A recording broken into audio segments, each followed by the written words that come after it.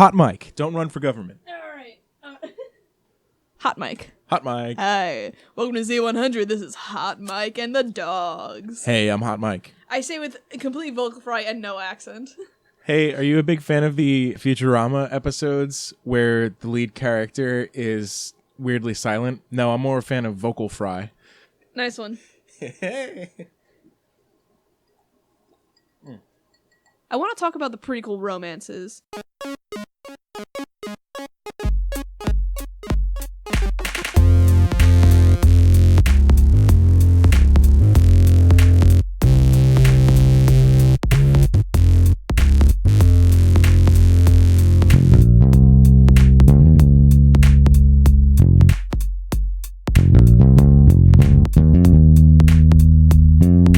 If I were to just ask you.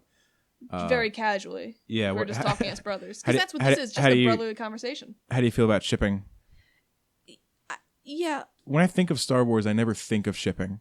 If you're at all involved in a fandom, most things will have shipping in it. That is one of the most basic tenets of fandom. Because, like, as humans, you know, most people care about romance, like, and love. Like, that's a very human thing to care about. Yeah, I mean, we're social animals, and we Yeah. crave affection. We as viewers often crave intimacy from the characters we love. So shipping is a very normal part of fandom. And with such a big fandom, as any big fandom, like, shipping often overwhelms the franchise. And I love shipping. It creates a lot of good content, and it creates a lot of, like, good emotional pieces from people, and I love that. It's so beautiful that we are starting to embrace that. Like, we're starting to not be ashamed of saying we like things and saying we ship this and ship that. But it becomes a problem when it encases the entirety of a movie or the entirety of a franchise. Uh-huh. You know, when it eclipses friendships that are just as important as romantic relationships. And you think Reylo is particularly distracting in that sense? It's particularly distracting, and it's also particularly, like, vocal because the media is even latched on. You know? Yeah. Very, very rarely does, like, an interviewer ask someone about the shipping. Most normies don't even know what shipping is. They're like, oh, I see them kiss in the movies. That's a relationship, right? You know, they don't know what #shipping means. What's your favorite ship? Well, Mine's the Millennium Falcon. my favorite ship is Storm Pilot.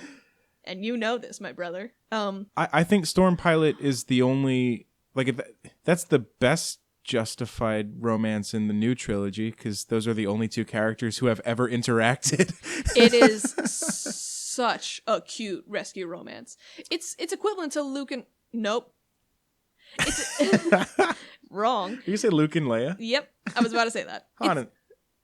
Finn and Poe is equivalent to Han and Leia, you know? Yeah, they escape the Death Star together. Yeah. Poe and Leia are the Resistance fighters who are captured and are sassy and, you know, fighting against their captors. And nope.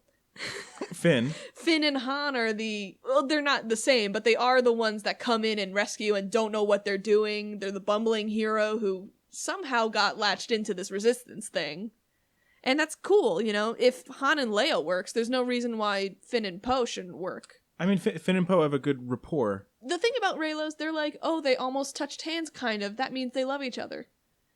Poe gave Finn his fucking jacket. Giving someone a jacket is actually a thing that couples do. That's actually a thing that couples do. And it's like, you know, his smells are on the jacket. You love doing that. Oh, if someone gave me their jacket, oof, I would be smelling that all day. The perfume. Is this scented? Wait, does Finn say that? No, he doesn't. And I know it might sound biased because I really want that representation. Like, I crave the peace of mind that Star Wars having a gay couple in canon would give me. Uh-huh. But if I had to watch Anakin and Padme bumble around the worst dialogue possible for 2 movies straight, we can deal with Finn Poe at the end of episode 9. I'm not asking for much. Yeah, well, by Star Wars standards, they are incredibly intimate. Yeah, oh yeah. By Star Wars standards. Oh yeah. When floating a pear across the room is the best gesture of romance. Oh! When you float that pear across the room. Oh my god. Well, you were talking about, like, Poe kind of, like, bites his lip as he gives him the jacket. It's pretty subtle, Uh-huh. but that scene where I think it's the first time they see each other after Finn finds out Poe's alive, because he thinks he's dead for the most of the movie. They see each other and they run to each other and they embrace, they hug, and then Poe's like, "You have my jacket," and Finn starts to take it off, and he's like, "Oh yeah, here you go." He says, "It looks good on you." Yeah, he says, "It looks good on you. Keep it." And then he gives him a look up and down, and then as he's saying it, he kind of goes, he bites his lip. Like Oscar Isaac did that for the gays. He did that for us. Yeah. As a society. No, I mean, it's definitely more of an acting choice than a character choice, like, who knows what it was intended, like, Oscar Isaac just did that. But if you're gonna say that Rey and Kylo touching fingertips is sexy and means that they love each other, I'm allowed to say that that is indication too. Right. So it's like, if we're grasping at straws and you would say, oh, it's a war movie, focus on the war, well, then all the romance is invalid. Yeah. You can't have both. I'll gladly give up Finn Poe if... if we stop talking about Reylo. I would honestly make that judgment call. Because Reylo is really driving me down. What about Rey Snow? Rey Snow. Yeah, Rey and Snoke when he... I didn't like that, actually. Girl. Oh, so glad he's dead. And won't come back in episode 9. Yeah, I'm so glad he's dead and wasn't Palpatine. Yeah, my good friend Chief Palpatine. I'm so glad he wasn't like a hologram for Palpatine. Would you rather go to the bubble opera with Snoke or Palpatine? Palpatine? Palpatine's like a handsome guy. Like Palpatine is well bathed. Palpatine would come in like... Whoa. What? Palpatine would arrive... No, Palpatine's well put together. Palpatine would arrive dressed like a freaking emperor. Snoke wears a bathrobe. Yeah. Snoke's breath probably stinks. Snoke sounds like he's snoring when he breathes. He's like, he takes the blade. Hey, girls. He's got crust in his mouth. Ooh, the corner of his mouth. It's no contest. I don't know what species Snoke is. Chief Palpatine, that's all man. Ian McDermott? Ian McDermott's a handsome guy. Roll it again. Roll it again. Oh boy. Good question though. We should end every episode with a question. Viewer question. Viewer question. Write in. Would you rather go to the bubble opera with Sheev or Snoke? And the next episode is would you rather go to the bubble opera with Padme or Leia? Oh my god, Star Wars Would You Rather is just with the stipulation that you have to go to the bubble opera. You have to be in the bubble opera. Who do you choose? Who do you choose to be with you? I would like to go to the bubble opera with Ki-Adi-Mundi and fuck all 200 of his wives with him.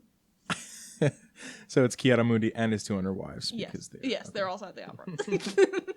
They arrive in a caravan, yes. It's like a limo. Oh, being in the backseat with Ki-Adi-Mundi and his 200 wives. Oof. Oof. Oof. If Storm Pilot is your preferred new ship, who's your prequel ship? Is there even room for that? Arguably, no. Yeah, I mean, there's really not much to work with. They really... Shmi and, Watto. Klieg Lars. Who's Klieg Lars? No, Klieg... Yeah, Klieg Lars, that's his name. They get married. Actually, I don't like that, actually. Never mind. Strike that from the record. Shmi. And we've talked about this weird, deep lore. Weird, deep lore. No, you don't... Yeah, one thing I should... So, give me a summary of Shmi and Klieg. A summary of Shmi... Shmi, Anakin's mother, and Klieg, a guy from town. Summary of Shmeeg. That's their ship name. Shmeeg. Shmeeg. I'm a Shmeeg schmipper.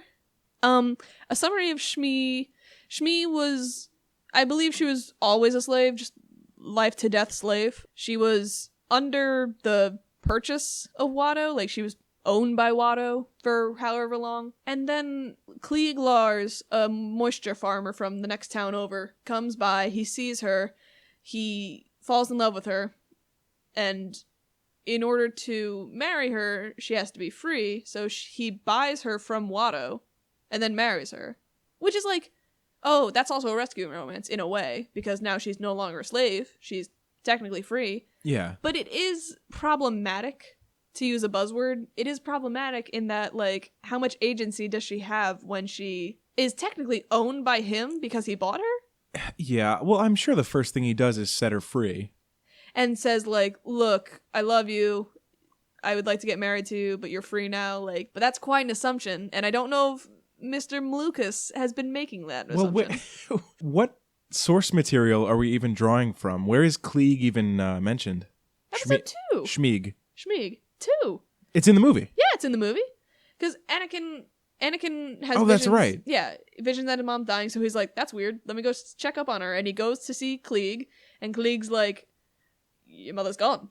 She's been kidnapped by the Tusken Raiders, and she's fucking dead. Right, they had been living together.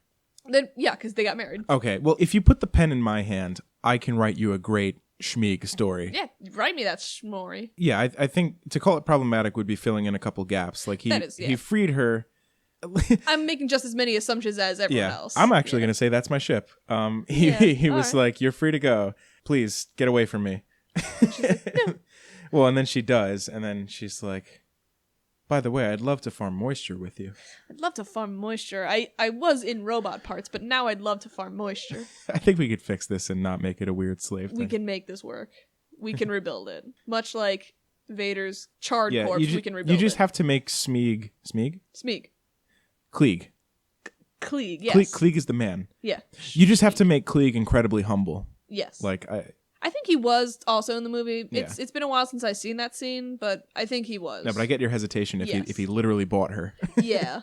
That's my real only hesitation with that, because otherwise, by all accounts, Klieg has been a great guy. And he tried to get her back when she got kidnapped, but, That's toughy. That's a toughie. Even Anakin couldn't do that. I know I could have saved her. You were Obi-Wan. That was an Obi-Wan voice. I know I could have saved her. That's Obi-Wan's accent. Anakin's like, I know I could have saved her. He is... No, that's not his accent. I could have saved her. He talks very much like this. That's Obi-Wan. Obi-Wan talks more like this. Oh, okay. Now I see. Yeah, now you see. You underestimate me. The problem with Natalie Portman and Natalie Portnoy and her hoi polloi boy toy, the problem with Natalie Portman and Hayden Christensen in that movie, particularly in 2, I think they get better in 3, particularly in 2, is just that it feels like they did one take, and George Lucas was like, bravo. Fantastic. Next scene.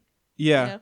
I mean, also... They just talk so unnaturally, so projected their voices. In 3, they loosen up, both emotionally and physically. They grow their hair out. They both have long, curly hair in 3. They look great, man. You know what? That's cute, yeah.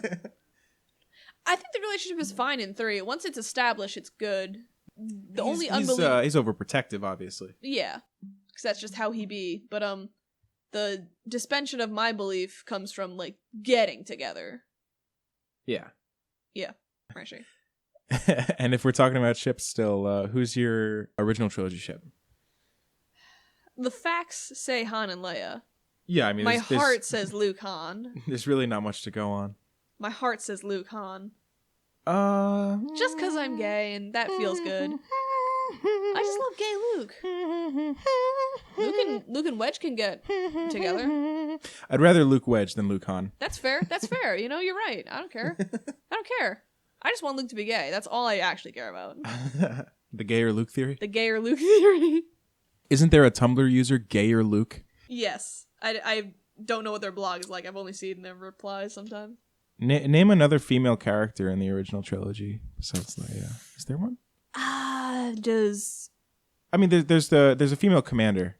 No, there's not. There is. What's her name? I don't know, but she's a female commander. Does Lando Calrissian have a babe? Oh, my ship is my original trilogy ship is the lady who sings Jedi Rocks. Oh my god. And the guy who goes, ah! I'm gonna kill you. That's my ship. She's an assassin. Goodbye, everybody. Wait, the lady who sings Jedi Rocks? Yeah, she's a Hutt assassin. You know the backstory of the lady who sings Jedi Rocks. And her name is, like, I think her name is Schmegel. I'm not kidding. I think her name is Schmegel. I'm going to look that up right now. Don't end this podcast until I get you the answer. This is being stuck in the middle. Stuck in Stuck in the middle with you. Why do you know that song? Oh my god. I know music. You dingbat. You wing nut.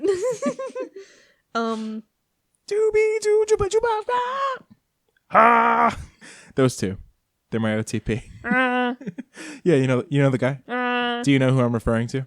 Oh, I know. The guy The Jedi Rocks is fine, except for him. It could, if it wasn't for him, it'd be totally fine. I completely disagree. The whole thing is an abomination. Throw the whole thing out? Throw the whole... Yes! Max Rebo Band. Are you asking me to question whether the movie functions without Jedi Rocks? Hey. Because it did. No. I mean, but does it have to? It did for 40 years. Okay, sorry, what name did I say before? You said Schmeggles. Schmeggles. Her name is... I'm thinking of Cy Snoodles. Cy Snoodles. I'm thinking of Cy Snoodles. Uh-huh. I'm very sorry. It wasn't Schmeggle, it was Cy Snoodles. That's fairly close. That might be... Cy Snoodles might not be the main singer, though. Let me... Well, let me see her. No. She's like a weird lip monster. I know, but there might be two of them. This is Droopy McCool. Yeah, we love Droopy McCool. God, if this ad would stop taking up the entire screen. That's my actual recollection of Jedi Rocks. Do you want to see Dota Bondo Noedo? Bondo Noedo? Oh, he's the guy who goes... No. That's the Cantina song, you dungy. No, right. He's playing the Cantina song. In that image, he's clearly playing the Cantina song. No, he's playing Jedi Rocks. I'm sure he's in both. Do you want to see Greta Gendowanonian? Please. She's hot. She's got like the 80s hair thing. Yeah, she does. What? You know what the name of the guy goes? What's his name? His name is Joe Yowza. Joey Yowza. Joey Yowza. His name is Joe. Oh, Joe. Joe Yowza. Okay, that's easy to remember. His homeworld is Endor. Cy Snoodles. She is an assassin. A HUD assassin. Anyway. So, Yowza and Cy Snoodles that's my OTP. I'm gonna kill you. What's their ship name? Yowz Noodles. Jazoodles. Jazoodles. No. Yowzoodles. Yeah, Yowza Zoodles. Got it in one. Yowzoodles. Get your Zoodles noodles. Oh, shipping. Oh, that fine mistress she is. In the movie Solo, they're shipping coaxium And we're done. between planets. And cut. You have this ludicrous scene in episode 8 where all of these characters' tenuous relationships are tested. In the beginning of episode 8, they need to improvise a plan because Holdo's plan isn't working. And so Finn and Rose are convincing Poe of their plan. Poe believes Rose because she is now good friends, I guess, with Finn. Mm-hmm. And Finn is Poe's best friend, as we know. As we know. So my very good best friend, Finn. Therefore, the three of them are a unit. Okay, and Poe trusts them with his life and the lives of the whole army. Yes, the whole ass army. Because they're all such good friends. Mm-hmm. And then they call their best friend Maz Kanata, who they also are like, only Finn ever met Maz. And I think he said a word to her. Well, is that right? Do you remember the bar scene? Yeah, who sent them to Maz? Han knew Maz, didn't he? Oh, you're right, because she's a pirate. So Han, who's not at all affiliated with the rebellion. I'm sorry, the resistance. Yeah, I guess not. He's not. Other No, he's not. than his wife. They're divorced, maybe. My ex-wife. My ex-wife. They're divorced, maybe. They're space divorced. His ex. Yeah. Yeah, Finn says, we gotta call my best friend Maz. That's a ridiculous thing for Finn to say. Yeah. What do? Let me call the bartender. Yeah. who spoke to me one time and gave me a pat on the back And then sent my other friend on a space journey. And then sidebar, Maz is doing something stupid for that like she's doing some flavor text that's never explained. It's just like, "Oh, I'm sorry, I'm fighting bajonkas I'm having a trade dispute with my bazorpazorps from the Blingo system. My ding dongs. Talk to you later." I'll call you for our weekly tea time session next week, Finn. Yeah, so she tells her good friend Finn and Rose to go find a new person, and they take her word on it because they're such good friends. And yeah, it's just like they keep introducing new people, new variables into this already confusing stew of relationships. And the people on the ship are presumed to trust each other enough to start like their own plan, like subvert the commander. Yeah. Based on this trust, because they trust Poe to be their mutiny leader. Yeah, even though like thus far in the movie, Poe has done one thing: run away from the resistance. Poe. Yeah, or Finn. sorry, Finn. Yeah. Thus far in the movie, the only thing Finn has done is try to desert. Yeah. And yet everyone has this amazing friendship trust, including Maz.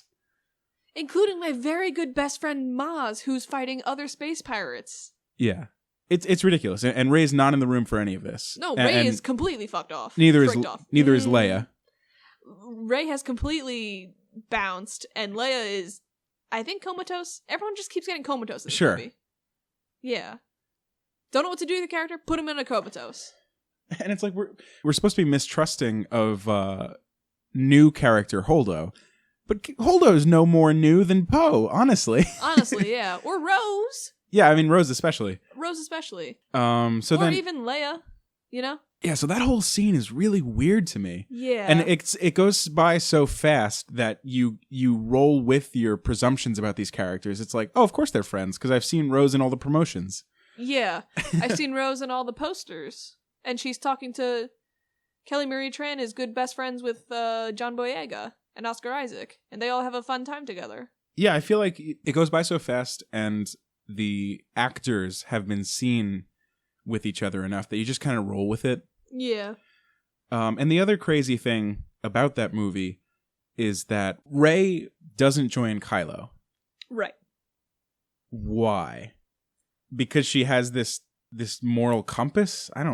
Because the Resistance is my very good friends? Yeah, it seems like it's because she doesn't want to abandon her good friends, Leia and Finn. And Han. No, wait. Han died 2 minutes ago. Yeah, it's like what is her allegiance to the Resistance? Like she does not get along with Luke at all. No. Do they even get along at the very end? Because I know he Force ghosts and she sees his ghost and she's like, "Great, I feel better about our relationship now." And then he Force dies. I don't think they have a reconciliation. They don't. She's got her good friend Chewie. Oh yeah, my best friend Chewie. I love talking to him all the time. He goes. She brought Chewie onto the ship with her, onto the Millennium Falcon. Mm-hmm. Well, he can't leave the Millennium Falcon. I guess you can't leave Chewie. You can't leave Chewie. No, but I don't buy that the friendships she developed with Finn and Leia are deep enough to get in the way of her. Like Kylo's making a pretty good argument for her to join him, and regardless of the light side, I think we're supposed to believe like she chose her friends over this opportunity with a villain. Yeah, because he wasn't even like join the dark side. He was like, "Hey, let's do something new. I don't want to be the First Order anymore." Kylo was like, "Join me, please." Fantastic delivery. But yeah, man, that's my whole thing of Episode 8. It's like I don't believe that any of these characters, none of these links of friendship make any sense. It's all based on assuming relationships, assuming things we haven't seen, which is not wise. It's not a great decision. Poe and Leia actually have a really interesting relationship that's entirely off screen. Yeah.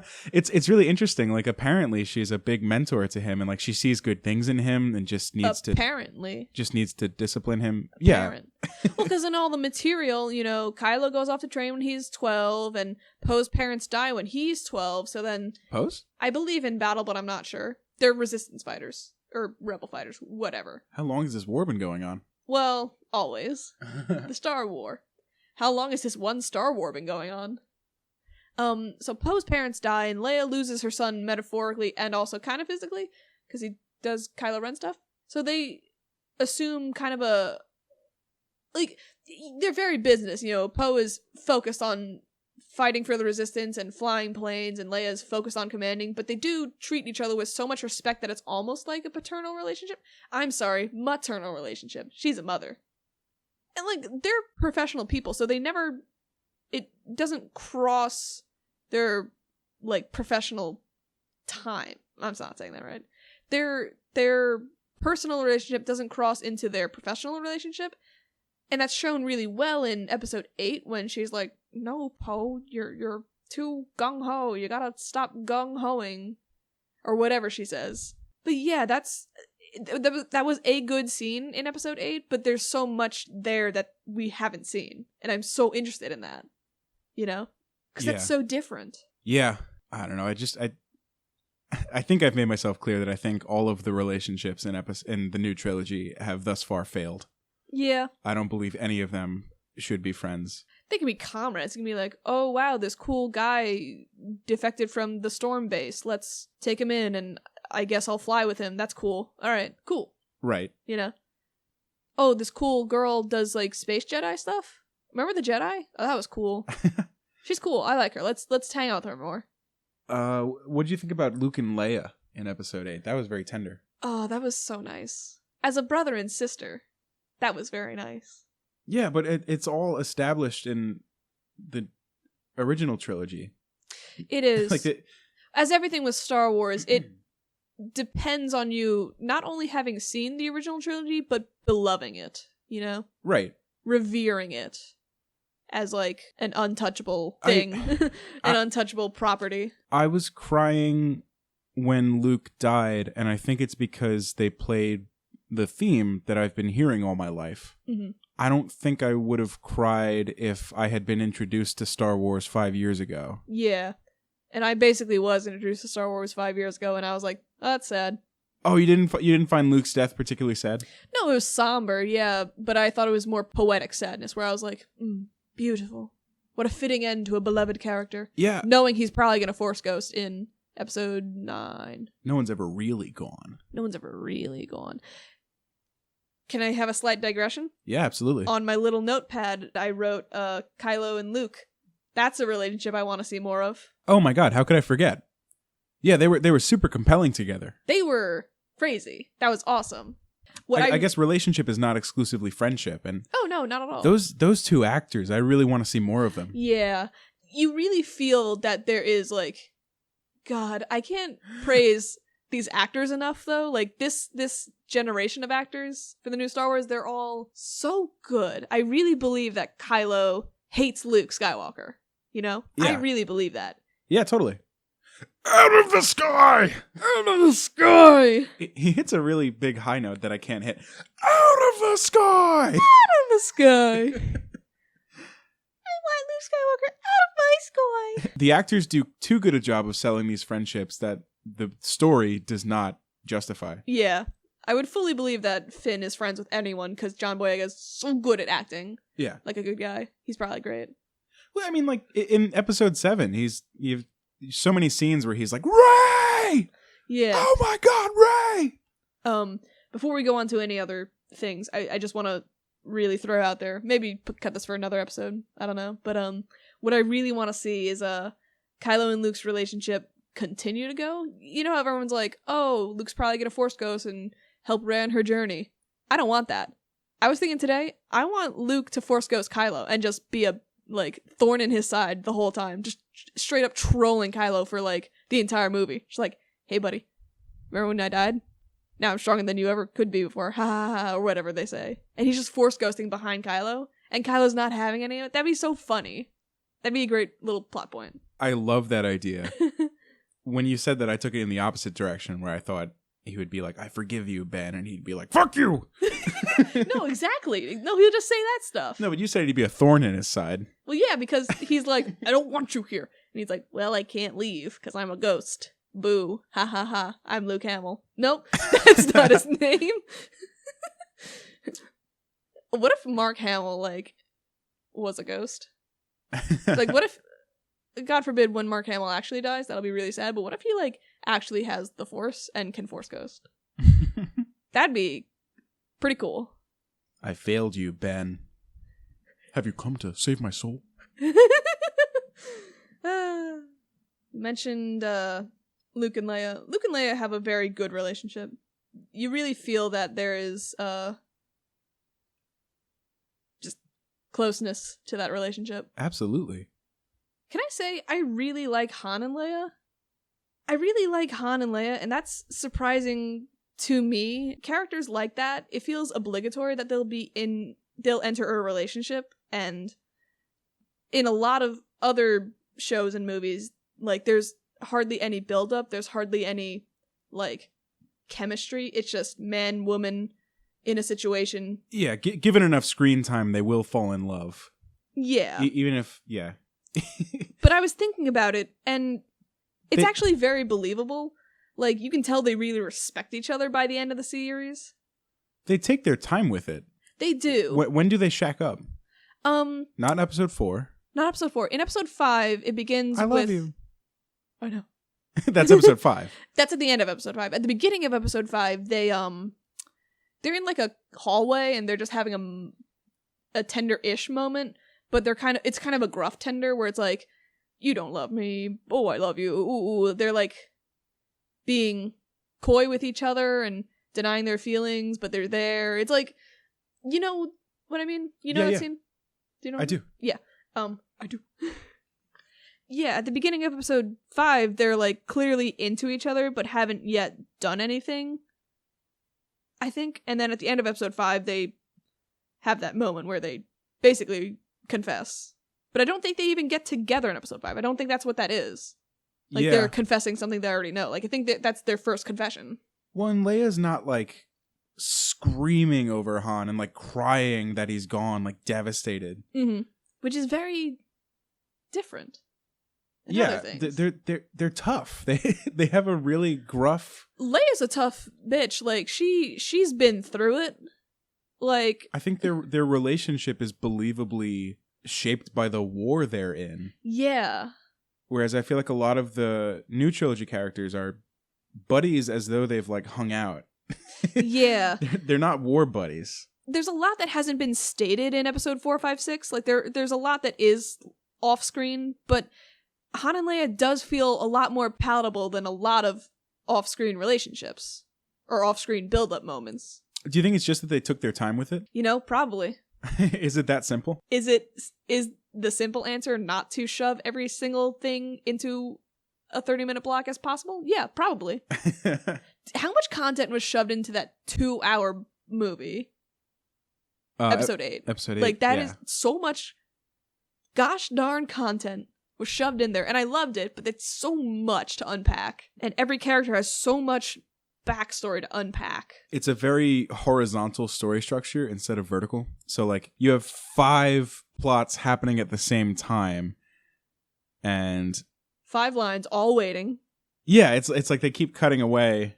By the time the A plot comes back, you're like, oh yeah, I guess they were. Oh yeah, Rey was doing some whole ass Jedi stuff. Yeah, I do remember at each plot point, it would always cut away just as I was like, no, keep going. I want more of that, please. I know, I want more of all of it. Like, unfortunately, when you have so many dangling threads, you have to keep cutting away at pivotal moments to keep the energy up for each moment, but it's like, no. Just show me the moment. They opened so many interesting doors and took, like, a step into them, and then it was like, all right, movie's over. All right. Come back 2 years from now for episode next. With a different director. Yeah. That's also another problem I have with just the idea of having straight up trilogies. It's not like, oh, we made a movie that was good enough to get a sequel, and then, hey, why don't we finish what we started and have a third movie to tie it all up? It's like, no, we planned this to be 3 movies, because we want you to pay for 3 different movies, and we want you to sit down for 6 hours straight. Well, and at this point, it has to be symmetrical. Yeah. You have to do every new idea in relation to the old ideas, and there has to be a symmetry, even where I think if you wrote this story organically, you're right, they would have done maybe 4 movies in this trilogy, in 4 movies in this sequence. In this quadrilogy. Yeah, they decided But that doesn't feel as good.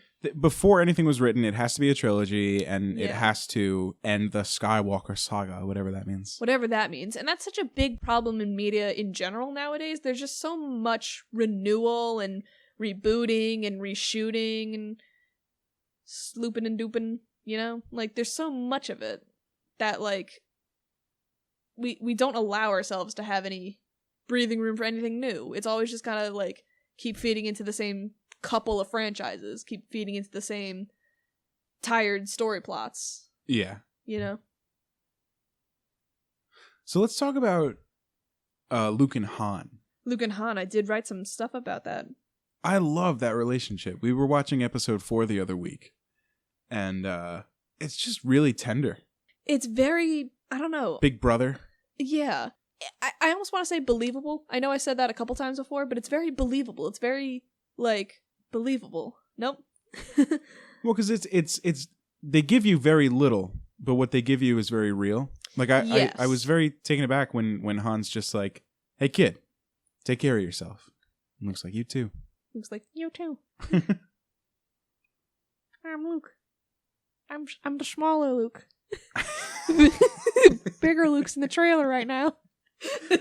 Smaller Luke. Smaller Luke theory. Yeah, it could equally as validly be called the smaller Luke theory. You could say. But I prefer to think about the bigger Luke. 'Cause, like, with how short of a time we have them on screen, like 6 hours total, you can really see their friendship develop. Like, you can really see how Luke changes Han. Like, Han doesn't want to do anything at the start of the movie, and then he doesn't want to have this bond. He doesn't want to. He's by himself. The only person he cares about is Chewie, who barely talks. Yeah, but so I think they give the right amount. Yeah. So they build up this idea that they're not supposed to be friends. Han doesn't want friends. This is an oddball relationship. When they give an inch, it really works. And to contrast it to the new trilogy, instead of saying, hey, kid, take care of yourself, Han would just break down in the new trilogy and be like, where's Luke? Oh my God, where's Luke? I love that kid. You know? Yeah. Yeah.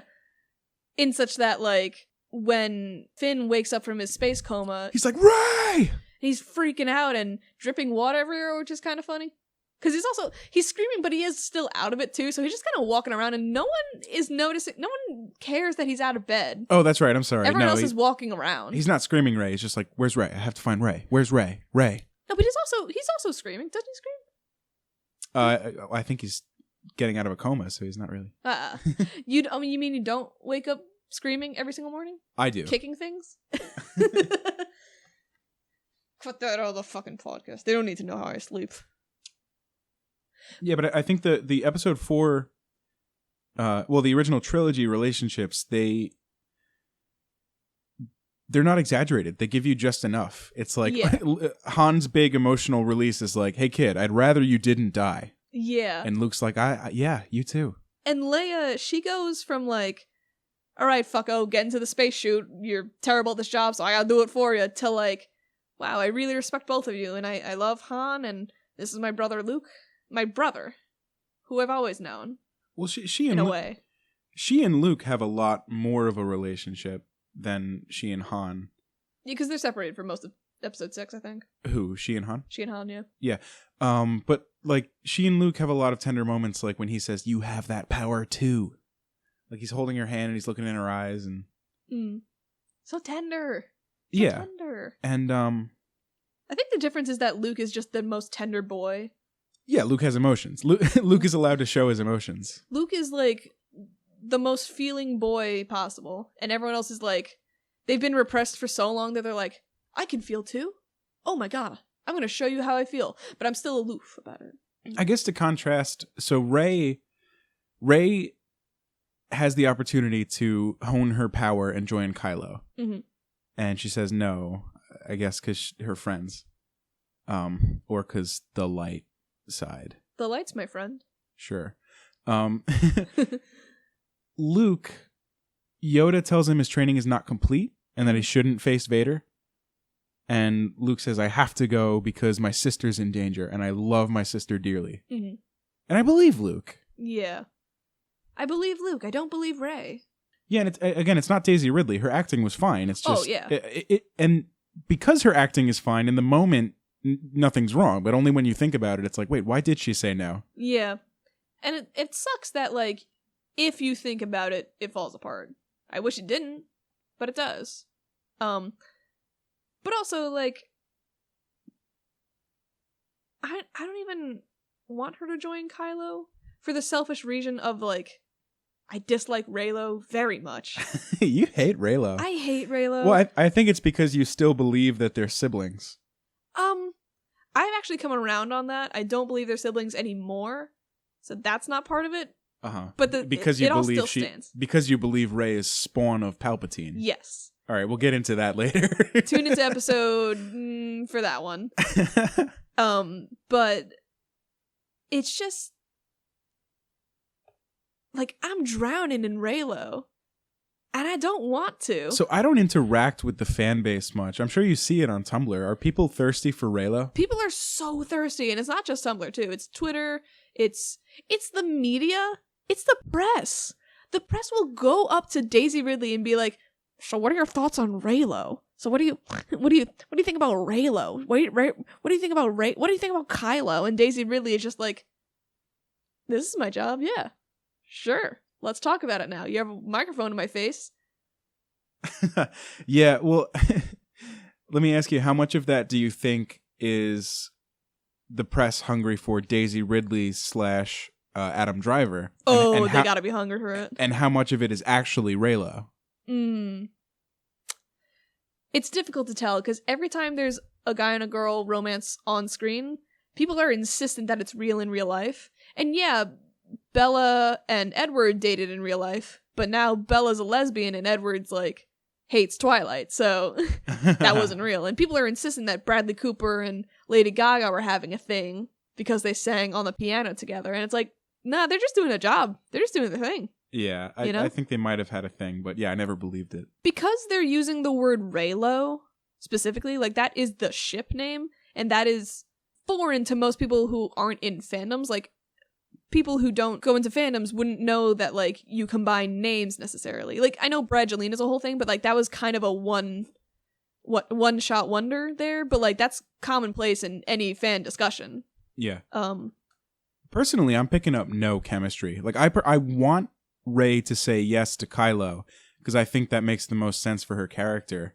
But I'm not getting any kind of chemistry. I just wanted them to rule together. I want Rey to say yes to Kylo because that's interesting and new and unexpected and crazy. That'd be crazy. This would be a crazy direction to take Star Wars, and I would have loved it.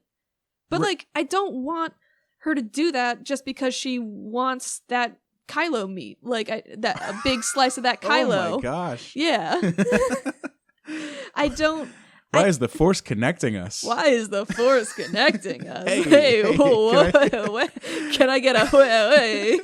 Let me just ask here. Why is the Force connecting us? Whoa. Whoa, Rey, I'm in the shower. Hey. Rey, where'd my shirt go? Whoa. Can I touch your hand, maybe? Hey, Rey. Can I touch your hand? Yeah, is it the hand touch? Is that what's doing it? People are saying that, like, it was tender. Basically holding hands, and it's like, they touched fingertips. Dude, that's not holding hands. Well, and then her fingers were wet. Or, I'm sorry, Ew. Kylo's fingers got wet because Rey was in the rain. Ew. Remember did that really happen? Yeah. That's kind of cool. It's cool, right? That's cool. Yeah. It's not romantic, dummies. That's cool lore. Hey, let's talk more about their Force connection. Let's talk about their Force connection. Oh, wait. I think Reylo really belittles Rey as a whole character.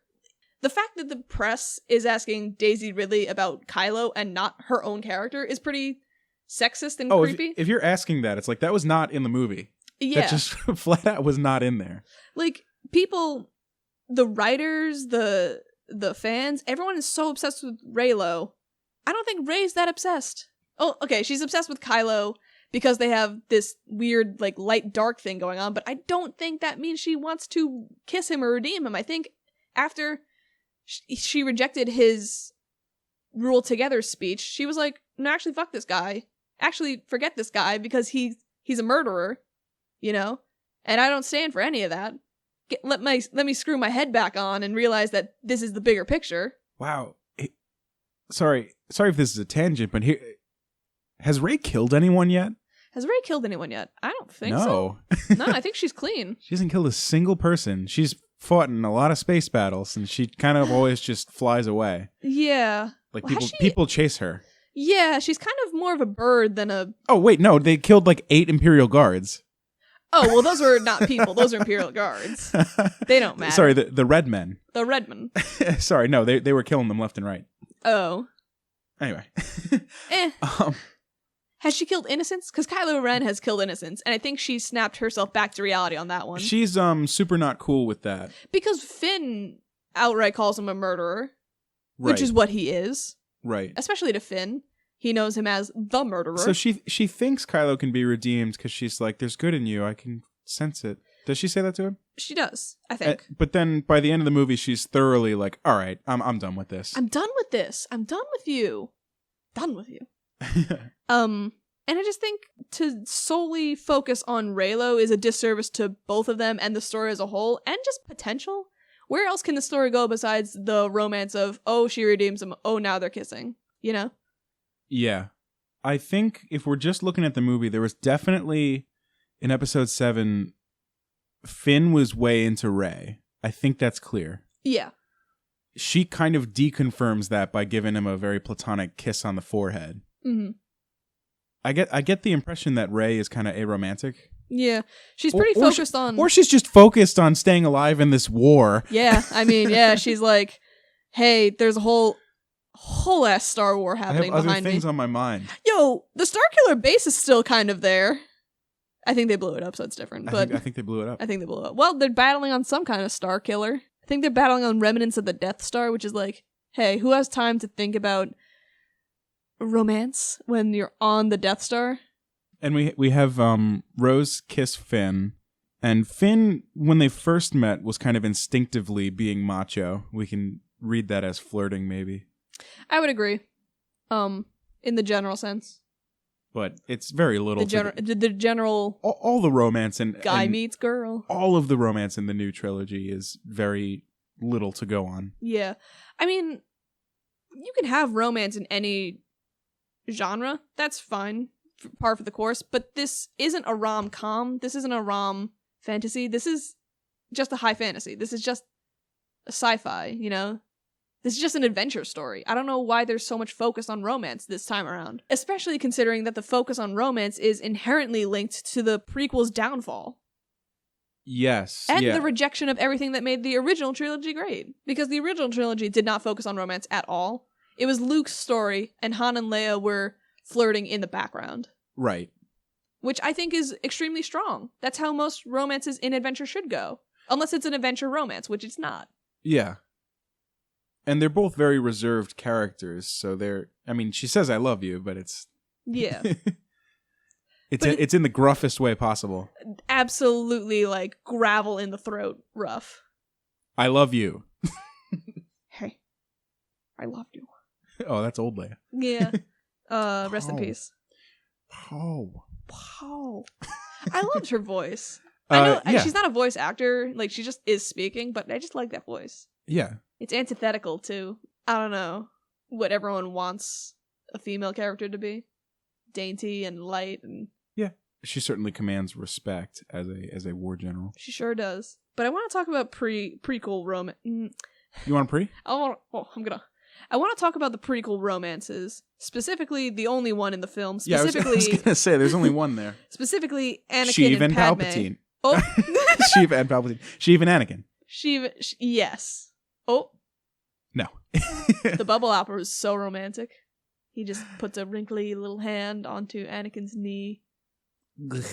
But yeah, you want to talk about Anakin and Padme. I want to talk about Anakin and Padme, because I was watching some of their scenes over again. I was doing my research. Padmekin. It doesn't work as well. Reylo, okay, back to Reylo for a second. It is kind of a great name. It's short, snappy, and to the point.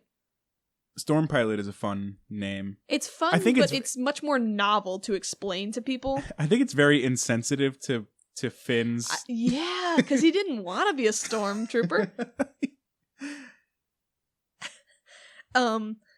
Padmekin. Anime. What's Padme's last name? Amidala? Yes. Anakamidala. Anna, calm your dollar. Skywamadala. Skamawamana. Anyway, Anakin and Padme. Aside from episode 1, which we're not They going to talk meet about. as children. Well, they meet. She's older than him. Yes. It's like 14-year-old Padme meeting 7-year-old. Okay, 7-year-old, 7, whatever. 8-year-old. Bowl cut little kid Anakin meets Like, a teenage Padme. Little doughy Anakin meets teenage ass Padme. And he instantly falls in love, because what else do you do when you're an 8-year-old boy but fall in love with older women? I guess. Was that even in the original? Was that even in episode 1? Yeah. Not really. Well, he says, "Are you an angel?" Oh. And she's like, "Obi-Wan, can we go?" Yeah, that's not a great place to start a relationship, especially because Anakin, he's an orphan, and then he's not. He's a slave. Sure, he's taken away from his mom at a very young age. Oh, okay, yes. And raised by this weird religious cult. And he doesn't see our Jedi episode. See, asterisk, reference, episode, beep. He's raised by this weird religious cult. Doesn't see her for years. They meet again Padme. when he's like 18 and she's like 24. Yeah, she's the only woman, presumably, he's interacted with. There's Jedi women. They're not hot, though. In the movie? In the movies, no. I don't know if Anakin would have been... We never seem to see them. Maybe we should fix that on the next go-around. No, I think there are Jedi women. I think you see one get killed in Order 66. Yes. Aayla Secura dies. Rest in peace. And, Depa Billaba sacrifices herself to save Caleb. Yeah? You think that's funny? You are the realest Star Wars fan I know. Depa Billaba? Depa Billaba. The Padawan of Mace Windu. Can you please slash Anakin and Depa Billaba? No. No. She's an adult. So is and he Anakin. is too. Yeah. At that point. At that point, yeah. No, I don't want to slash Depa Billaba. She is busy being trained by Mace Windu and then training Caleb Doom. That's awesome. Yes. That's an awesome digression. Yes. You've earned your gamer girl points. Thank you. That's all I've been trying to get. So yeah, Anakin is just primed to worship Padme. He worships her for years straight and then finally sees her again and is awkward, and that's cute. And that's fine. But there is no point in their romance where it is at all believable that Padme would ever go for this guy. It is such a male fantasy, and I don't mean to be like about it, but it's such a male power fantasy that Anakin ever ends up with Padme. Because if she had any agency, I think she'd cut and run. Yeah, it's like, what does she see in him? It's just like this potential. I know you're good, just inherently. There's great good inside I know you. you've only done weird, homicidal... I know you've only said weird and creepy stuff to me since I met you. But I know you're good. But I feel goodness, and you did cut that pear. And that was pretty hot. Yeah, let me loosen my bun a little bit. That is actually one of the funnest little romance scenes in all of Star Wars. That one's actually romantic. In episode 2, they're at dinner. He floats a pear, cuts it, and then floats it over to her with the Force. And she's like, oh. She eats it out of the air. It's really cute, actually. That's kind of a great scene. Can you make like an animated GIF of that? That's a lovely moment. Yes. So, but +1 for their relationship. Yeah. The pear thing. The pear thing. And they fight together. And that's always a romantic. Full stop. But yeah, it's clearly a romance written by a man because it's focused purely on Anakin getting the girl of his dreams. But imagine this from Padme's point of view. Here's this kid who knows you somehow. You met him once, and he remembered you for years, and he finally is here again. And you're like, oh, okay, let's make the best of this. Let's, see where this goes. He seems nice. I don't know. And then he just constantly says creepy things to you. He's constantly talking about his issues. Never asks how you're doing. Uh-huh. And, crazy. He's crazy. He is talking about killing the sand people and he treating them like animals. I slaughtered them like animals. And she's just like, okay. In episode 2, like his attempts at romance are all in the negative. Yeah. So we have the famous line, "I hate sand. It's rough and coarse and it gets everywhere.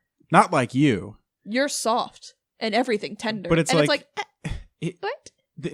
It seems like the only romance he shows her is in the negative. Like, everything sucks. I'm in constant pain. Everyone betrays me. I have no faith in humanity. But you're my one hope. You're my one perfect. You're gorgeous. Have I told you you're gorgeous? You're so gorgeous. Yeah, this is my first conversation with you, but I can tell you're the cure for everything that's wrong with me. And she's in the movie, God Bless Natalie Portman, she just deals with it. She's just like, haha, awesome. But like, I've had much less creepy conversations with men, and I've wanted much less to do with them than Padme should with Anakin. What is her response when he says, "They're animals, and I slaughtered them like animals"? Oh, that's a good question. Does she just go, "Oh"? Uh-oh. No. I'm a monster. No. Do you want to pause real quick and figure that out? Because we can find that. She goes, no, you're not. No. Uh-oh. I'm horrible. Kill No. your mom. No. This Padme said. Cad Bane May goes, kill your mom. What are you even referencing? Cad Bane? I believe he's a Jedi. No, he's a Jedi killer. Wow. Cad Bane. Get good. Google. Anakin kills younglings. That's not what I want. Not the younglings, the sand people. Yeah, Anakin kills. There are multiple fillings. You type in Anakin kills into Google. Anakin kills younglings. Anakin kills separatists. Anakin kills Tusken Raiders. Anakin kills Padme. Anakin kills Dooku. Anakin kills Mace Windu. Oh my god. Anakin kills sand people scene. Anakin cut off Mace Windu's hands, and then Palpatine threw him out of the building. Is that true? Anakin doesn't kill Mace. He just chops off his hands, and then Palpatine throws him out the window. Yeah, all I can get is like... Oh, sorry. We're back, and we just watched the scene. No. What was the question? So how did it start? What was the question? Like, how does she react when he tells her he killed everyone? He slaughtered everyone?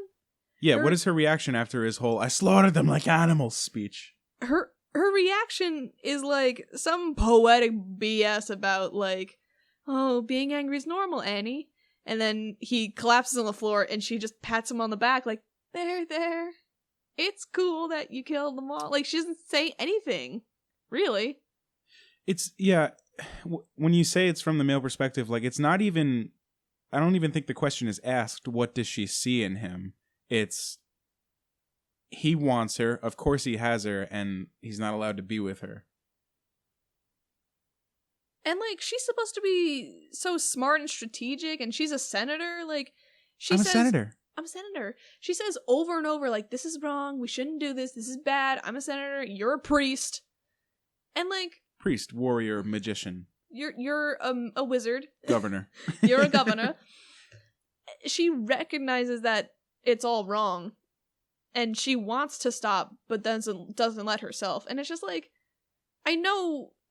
You know, realistically, women are not paragons of virtue. Yeah, some women do fall for bad people, but like, this is just clearly not written well. It's clearly written giving her no reason to like him. Well, I guess it's like they go in a gondola and they roll around in the fields. I guess it's just like sexual tension, honestly. The scenes are very good. They are actually really romantic. I think he was sweet to her for a bit, and then she was like, okay, I'm committed to you no matter what for life.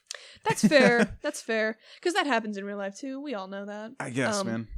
The scenes are very romantic. The writing's actually really romantic. It's just such flowery, prosy language that no human can say this. If this was written to me in a love letter, that's one thing, but like, no human can deliver these lines well. Uh-huh. Padme and Anakin, they both have terrible lines. Yeah, I think we see him being more tender in episode 3. You have that scene on the balcony where she's like, it's a beautiful night. And he's like, no, it's only because I love you so much. Remember that? I do. Do you ever have someone who just repeats their relationship to you over and over to just justify that you're in a relationship? We are friends. That's why we're here. Because we're friends. It's like, I know. Stop saying it. In episode 3, he's tender to her, but it's because he's like weirdly overprotective. He's like, you're going to die. She's like, I'm not. I'm not. I don't know why you're saying that. He does say, when she says I'm pregnant, when she says I'm pregnant, he does say, this is the happiest day of my life, that's adorable. Oh, that's awesome. He's a great father. Yeah, for a minute. Then he does all that. Then Anakin does a very bad thing. I guess I should say he's a good potential father. He's good to her when she's about to bear his children. Yeah. And then once he wasn't. But also the fact that she dies because she lost the will to live, that's such a sticking point to me, in that this is written so unrealistically, so fantastically. Because it's like, of course she would not be able to survive. She was betrayed by her one true love. She can't live without him. It's like, plenty of women live without their baby daddies. Well, it becomes... Plenty of women are single mothers with abusive, terrible ex-boyfriends. She lost the will to live. She couldn't live for her 2 children and the war and her good friend Obi-Wan and her planet. Yeah, like her political career. It's like she had nothing to live for because her boyfriend slapped her and hurt her badly. That's out of character for Padme. It's out of character for most women. How long have they been married? Like a year? 2 years? Barely. How much time is between episodes 2 and 3? Actually, probably a lot. Well, the entire Clone Wars, first off. Yeah, a while. Okay, so yeah, they've been together a long time. Okay, that's fair, actually. But no, it's dumb because there's more to Padme than her relationship. She should want to live for her planet and her newborn twins. Newborn twins. They are in the room. Hey, I can get it if you have one kid and want to die. That's fine. But 2 kids? Well, I mean that doesn't even need to be in it. It becomes this weird circuitous thing because Darth Vader believes he killed Padme. Yes. So why not just have him have killed her? Why not, instead of like she lost the will to live, why not just you choked her to death? You choked her Anakin. to death. Anakin, you really did a bad thing there. Instead, he choked her near to death, and she was so upset by this that she decided to die. Because it's like, you can deliver babies post-mortem. Like, if the problem was, she needs to be alive to have the birth, it's like, you can save the babies up to like 5 minutes or something. I think this is a case of like trying to be deep for no reason. Just have him kill her. Just have him kill her. I think George Lucas thought it would be more poetic if if she took her own life. Because is that because of the Romeo and Juliet analog? I don't know. Hardly, because Romeo didn't die in this one then. Romeo's still well alive and kicking around the bucket. But also, like, can we talk about how Anakin was set up to fail in this relationship? Because the Jedi Code says chastity and virtue and peace. And he's a very conflicted teen boy, as most are. So Mace Windu and the Jedi Council were like, what's the best job to send an angry, horny, confused boy? Living alone with the girl of his dreams? That's a recipe for success. In the equivalent of Venice. Yeah, in the most beautiful city in all the galaxy. I think it's a home planet. And I think the narrative reason for that is Palpatine was clouding the Jedi's judgment. God, that is such a... Such a load of crock. What a crock pot. Because it's like, is he near them all the time? Like, how do you cloud someone's judgment for days at a time? Do you have to stand near them and do... No, I mean, I get that in order... It's the premise of these movies is that Anakin is going to turn evil. Yeah. And if that's going to happen, some mistakes have to be made. But these are dumb mistakes. And also, like, if George Lucas's intent with keeping Padme alive to have her babies was to not show... No, she was alive. No, you will die. If his intent was to... like, not have Vader choke a woman out on screen because that's, like, violent and scary and villainous. This is the villain. He should do the villainous thing. I don't think that was ever the intent. I know, but but that's another reason he could give, and there should be no reason. No, it's just, if I'm an editor, it's like, keep it simple, stupid. It's like, so he chokes her mostly to death. And then why not just have her die? Just have her die. Just have her die. Have her die, and then they bring Well, have her mortally wounded, and then they deliver the babies in an emergency. Yeah. That's accurate to real life. That happens a lot. Yeah. I don't know. Anyway, I can't believe they would send angry, horny teen boy Anakin alone with Padme. Well, and it's also weird that they were living together for like a long Months. time, and like when she gets pregnant, it is not a thought in either of their heads like, oh no, we're going to be found out because I'm pregnant now. Mm-hmm. Are the Jedi just not looking? I guess they're just like... Has Obi-Wan never come to Anakin's house? Does Anakin... Padme, get in the closet. And then it's Trapped in the Closet, episodes 1 through 48. Like, Obi-Wan and Anakin are these great friends. Does he just never invite him over? Are they great friends? They're supposed to be. Can we talk about that? Your father was a great friend. How their entire friendship is off screen, Quoting, and the entire time on screen they're just fighting with each other. Quoting episode 4. Your father was a great friend. Remarkable guy. Flammable. Flammable? Did you say flammable? Yes. You've seen that post, right? No. Very flammable. That's amazing. Props to whoever the OP is. Whoever the memer on that one was. Obi-Wan and Anakin are supposed to be tremendous friends, and all we ever see them do is fight. We either see them fighting each other, just Obi-Wan belittling him in front of the entire council, which is not great for a teen, or we see Anakin complaining to Padme about Obi-Wan, which is hot. I love when my boyfriend complains about his friends to me.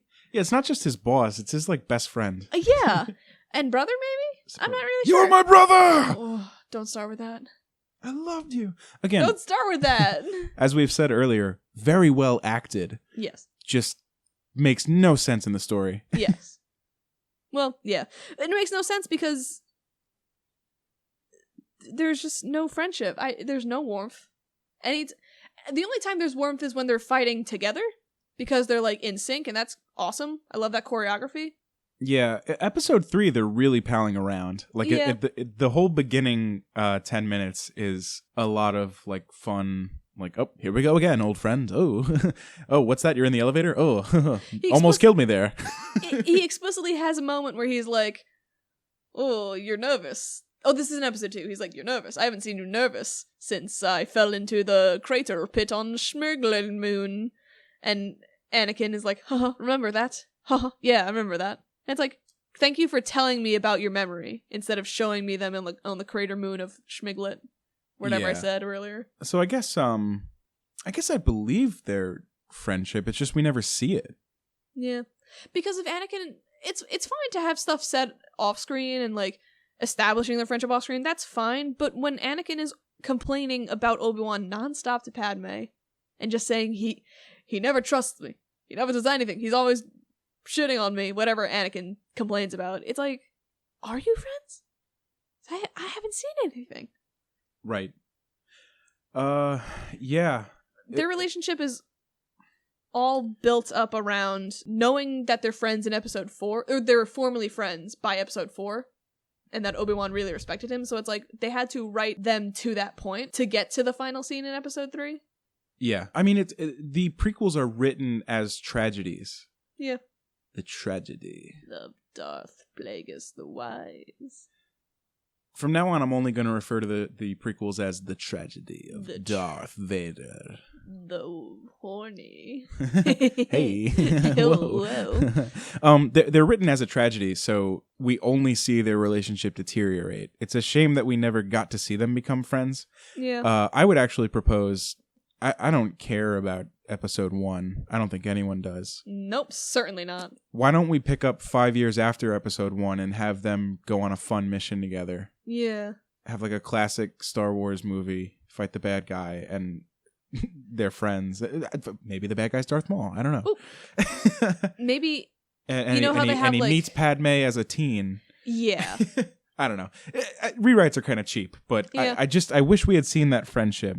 Because it's completely absent in the prequels. Instead of having Solo, a Star Wars story, why don't you have Anakin, a Star Wars redo story. Well, you can speak to Please this. don't do that. You Let's can- leave that in the past. You can answer me this as someone who's watched the cartoons. Riddle me this. Is their friendship more developed in Clone Wars or Rebels? In Rebels, they don't, like, Anakin is already Darth Vader. Okay. It's the rebellion. In the Clone Wars, they do go on missions together, and Anakin is often doing bad things. Not, like, killing people, but he's often just doing impulsive and emotional things because he's Anakin. And Obi-Wan is very frustrated, but you do see moments. There are moments. There are few and far between, though. Which is, like, the whole point of the series should be to underscore that they are friends and that the ending of 3 is a tragedy for both of them. But it's still... the series is still punctuated with them being at each other's throats. So it's like, their relationship is still crumbling. It's just that there are things that would make the already poignant ending of episode 3, and I only mean Ewan McGregor's part. Yes. Ewan McGregor's a fantastic actor. Yes. I don't think anyone's going to fight me on this. I will say, and I'll say it right now and I'll say it again in every episode of this podcast, but every bad thing is worth it for that scene because that scene is so good. And the scene so where he's... heart-wrenching. the scene where Anakin is burning in the lava, and he says, "You were my brother. I loved you." And just Ewan McGregor is chewing all the scenery, and he is giving it his all. And then Anakin goes, "I hate you, Hate you. hate you, hate you." I think that scene works as well. It's I think Hayden Christensen's a very guttural actor. I think he works Yes. when he's like, "I hate you." yeah. Every failure of cinema for the entire 2,000 years after Christ is worth it for that scene, because that scene is so powerful and so raw. Yeah, the ending of the fight. The ending of the fight. But I think it would be strengthened. I mean, that whole fight scene, it would be strengthened if we saw maybe Obi-Wan teach Anakin something. In the middle of the fight. No. Just like if Oh, so I see. they're fighting each other. They know each other's combat styles. Yeah. I think it would be a lot more heart-wrenching if we saw like Anakin and Obi-Wan train together, like learn together, grow together, because we jump in as fully formed adults who are kind of bickering. Yeah. Already from the start.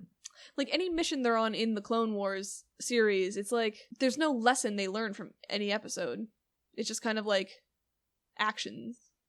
You know? Yeah. Actions they take. Like, because, not to say that the Clone Wars are bad, I love the series. It's very well written, but like it is a means to an end to get from episode 2 of the movie to episode 3 of the movie. Which is, it unfortunately stunts any natural character growth that can come from the series because they have an endpoint. And that endpoint is, yeah. hate you! I think I would start bowling if there was some detail. Like we see them training earlier, and Obi-Wan teaches Anakin a specific technique that like he works on for a while, and then he uses it to kill Obi-Wan. That would be perfect. Or, you know, uses it to get the upper hand on Obi-Wan. Well, let me get you this. The Clone Wars series starts with Anakin receiving a Padawan learner, like an apprentice, Ahsoka. And she spends a long time learning how to lightsaber fight. Sword fight. And she has a difficult time doing it the traditional way, so she finds out her own special way of doing it. She likes to do it like backhanded. Double blades backhand. I saw that in The Forces of Destiny. She uses her swords almost as like an accessory to a punch, which is just really cool and very unique to her character. And I think when you have different species, they all should wield it differently. Kit Fisto should have one lightsaber in each tentacle. That would be so cool. Oh my god. Sorry, not to get sidetracked. Yeah. But so, the cool thing about Ahsoka's technique is that, like, it's unique to her. She learned it using her own strength, using her own... teaching herself. Gumption. Using her gumption. Just to, you see Ahsoka learning how to use her own technique just through pure gumption, and it's cool because later in Rebels, spoiler, but she comes back and she fights Vader, and they have a cute scene where they're like fighting. It's not cute. I'm using that facetiously. They have a scene where they are confronting each other and talking through each other, you know, like to each other's like soul almost. And then they start fighting, and then she's using her technique, and she's getting the upper hand because she's using her own technique that he watched her learn. And that's so cool. That is a great scene. 2 series later, after the end of episode 3. Yeah. You know? Yeah, so like that is unraveling a relationship we watched grow. And pretty naturally. In the movies, it's unraveling a relationship that happened off screen. Unnaturally. Yeah. One could say. Yeah. It's unfortunate that the movies jam, like all trilogies, jam so much content, so many characters into such short films overall, that they have to expand these relationships in other series and extra material to give us the full experience, because I'm not getting the full friendship, the full relationship experience from the movies themselves. Oh, yeah. I mean, I'm kind of working on this thesis as we talk through this, and it seems like the movies have a role to play that is not the full role. Like, the movies kind of have to throw things at a wall that can be developed later. Yeah, and the fans will pick what sticks, and the series will see what sticks and roll with that. Like, it's almost like the movies are a jumping off board, and everything else is the real Star Wars. Right. How's that for a supposition? So, I guess to sum things up, do we like the relationships in Star Wars? Sometimes. I've made myself very clear. I think almost none of the relationships work in the new trilogy. The only one I can think of is Luke and Leia, who were established before. And Han and Luke. Really, the original trilogy. Tragically, Han and Luke never interact in the new trilogy. Yeah. But yeah, that's a great relationship. I honestly, I get more joy seeing Luke interact with Porkins than I do seeing Anakin and Wedge Antilles. It's Wedge. A wedge? It's Wedge. Not Porkins. Just the little interactions that Luke has with the smaller soldiers. The side characters from Tatooine. Yeah, there's more there than, unfortunately, say, Rey and Finn, or even Anakin and Obi-Wan. Yeah, really. So I guess I'm if we're talking about the relationships, I think the only thing that really does it for me is the original trilogy. So I'm going OG with this one. I only like the original trilogy. Yeah. In this aspect. What about you, man? I would say I really do love all the potential that is there. And I love the expanded roles of the relationship when we do hear about them, what we do see in any other material. But judging by movies alone, I gotta say no. The original trilogy nailed it, and they haven't been able to do it since. But I think you're right that there is something to be said, like, it's a rich tapestry to draw from. It sure is. 'Cause, yeah, if you give me like 8 more hours of content, I would believe that Rey and Finn are best friends. Yeah, if we see every chapter of their lives, yeah, of course we'd see that development, but we don't see it. Yeah, but I think there is something to be said, like the movies give you enough to go on. It makes you hungry for a relationship that the movies alone don't give you. I think they're so focused on, like, romantic relationships and what will get, like, headlines, like, Reylo is canon. You know, that's the headline for the news, that they don't focus as much on building actual potential friendships. There doesn't seem to be a potential romance for Anakin and Padme, but there could have been a potential friendship between Anakin and Obi-Wan. You know, it's unfortunate that you have to put other relationships aside to get one big one. And then fail at that. Ooh.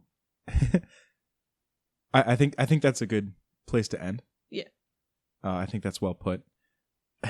On a side note, I would also love to see more Palpatine and Vader, because we never really see them interact. Yeah. That was great. That's a rich tapestry. Yeah. Anakin and Palpatine is a great scene. I love that development. Well, it's not so much a friendship as it is like, I need something from you. Yeah. Be wary of your friend Palpatine and your pal friend Patine.